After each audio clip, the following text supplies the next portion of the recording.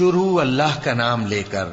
جو بڑا مہربان نہایت رحم والا ہے۔ جب سورج لپیٹ لیا جائے گا اور جب تارے بے نور ہو جائیں گے اور جب پہاڑ چلائے جائیں گے اور جب بیاہنے والی اونٹنیاں یوں ہی چھوڑ دی جائیں گی اور جب وحشی جانور جمع کیے جائیں گے اور جب سمندر آگ ہو جائیں گے اور جب روحیں جسموں سے ملا دی جائیں گی اور جب اس بچی سے جو زندہ دفنا دی گئی ہو پوچھا جائے گا کہ وہ کس گناہ کے سبب قتل کر دی گئی، اور جب اعمال کے دفتر کھولے جائیں گے اور جب آسمان کی کھال کھینچ لی جائے گی اور جب دوزخ کی آگ بھڑکائی جائے گی اور جب بہشت قریب لائی جائے گی،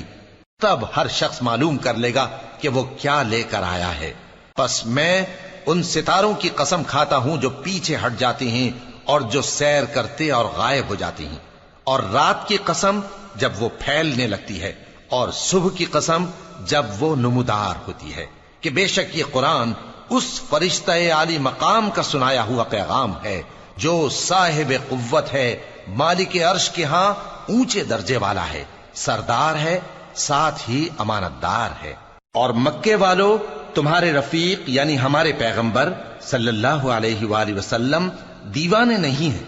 اور بے شک انہوں نے اس فرشتے کو آسمان کے کھلے کنارے پر دیکھا ہے، اور وہ غیب کی باتوں کے ظاہر کرنے میں بخیل نہیں، اور یہ کسی شیطان مردود کا کلام نہیں ہے۔ پھر تم لوگ کدھر جا رہے ہو؟ یہ قرآن تو تمام جہانوں کے لیے نصیحت ہے، یعنی اس کے لیے جو تم میں سے سیدھی راہ چلنا چاہے، اور تم لوگ کچھ بھی نہیں چاہ سکتے مگر وہی جو اللہ رب العالمین چاہے۔